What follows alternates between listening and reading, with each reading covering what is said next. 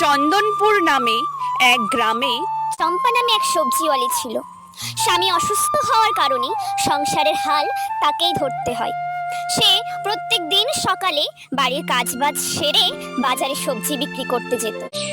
সবজি নেবে গো সবজি, ভালো ভালো টাটকা টাটকা সবজি আছে, তাজা তাজা সবজি আছে, সবজি নেবে সবজি।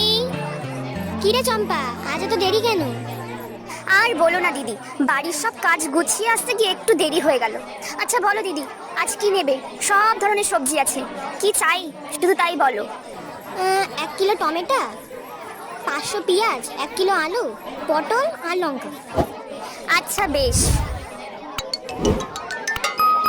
এই নাও দিদি ধরো। কত হলো?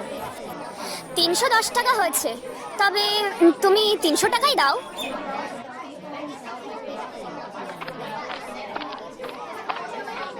কি রে চাপা দিদি, আজ কি কি সবজি আছে? দাদু, আজ তো প্রায় সবকিছুই আছে, তুমি কি নেবে তাই বলো। বলছি কি কচু আছে রে, অনেকদিন কচু খাই না। আছে তো। আচ্ছা তাহলে আমাকে একটা দে তো। হ্যাঁ হ্যাঁ, এক্ষুনি দিচ্ছি।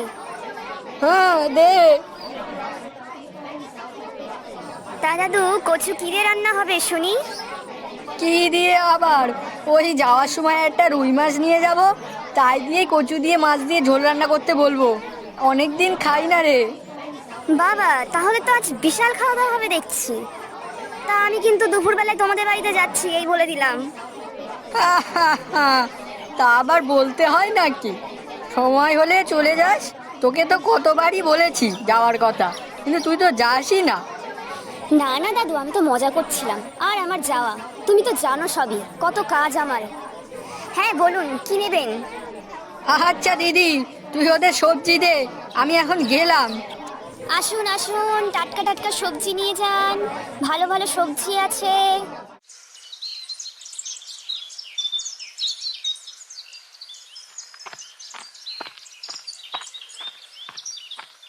কাকা, সবজিগুলো তো দেখছি বেশ ভালোই তাজা হয়েছে।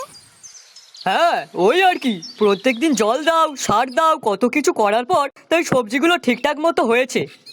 হ্যাঁ সে তো বটেই, খাটনি করলে তো তার ফল পেতেই হবে। তা কাকা, বলছিলাম কি, আমার কিছু সবজির দরকার ছিল। হ্যাঁ তা বল, কি সবজি লাগবে তোর? না না, আজকে আর লাগবে না, আমি বরং কাল কাল সকালে এসে নিয়ে যাই। না না, কোনো অসুবিধা নেই, তুই কাল সকালেই আসিস। আচ্ছা কাকা, আমি তাহলে কাল সকালেই আসবো। এখন তাহলে আসি, কেমন?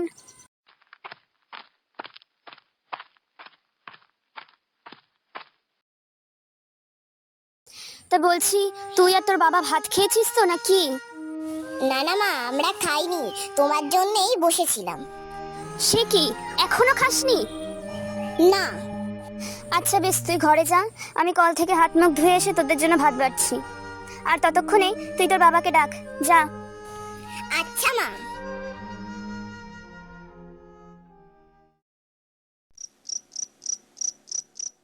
কি গো, আজ কেমন বেচা কেনা হলো? হলো তো বেশ ভালোই, কিন্তু কিন্তু কি? কিন্তু যা লাভ হয়েছে তা তো কাল সবজি কিনতেই সব চলে যাবে। ও মা, সে তো একটু কম বেশি যাবেই। কিন্তু এতে তো লাভের লাভ কিছুই হচ্ছে না। কি আর করবে, এখন এইভাবেই চলতে হবে।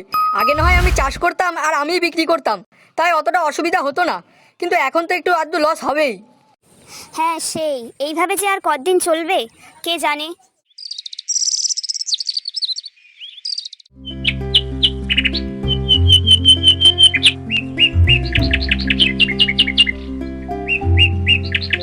কাকা, ও কাকা।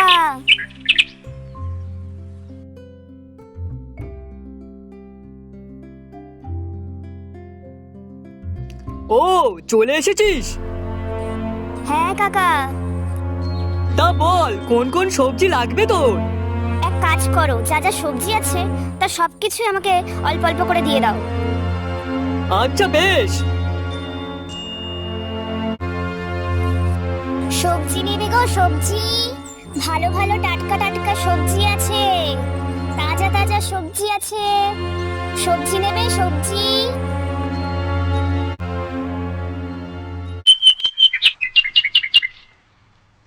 এই চম্পা, শোন শোন। হ্যাঁ কাকা বলো।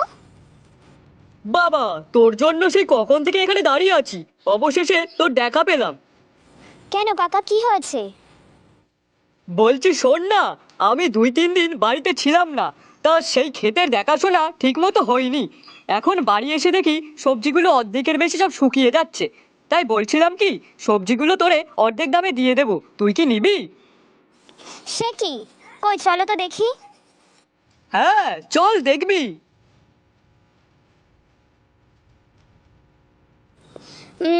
এই যা সবজি দেখছি, এগুলো যদি আমি বাড়িতে নিয়ে গিয়ে জলে ভিজিয়ে রাখি তাহলেও কিছুটা হলেও টাটকা থাকবে আর আমার লাভও হবে।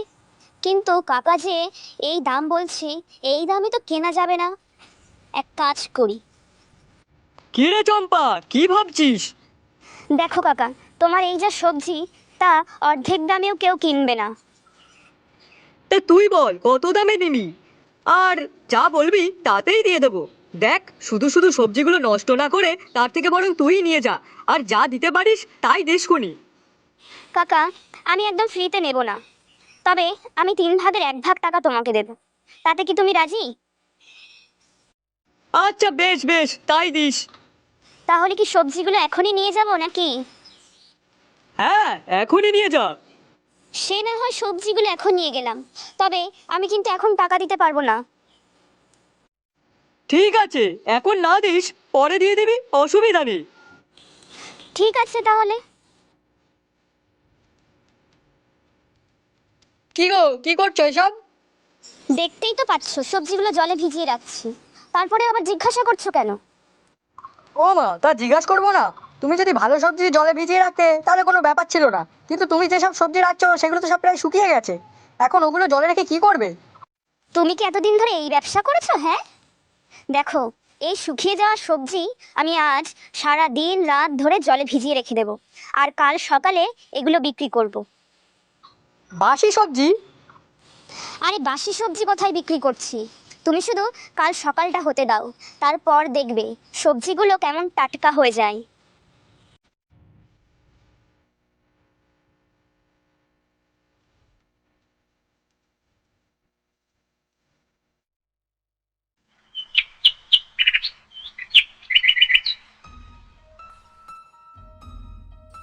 কি দেখলে তো?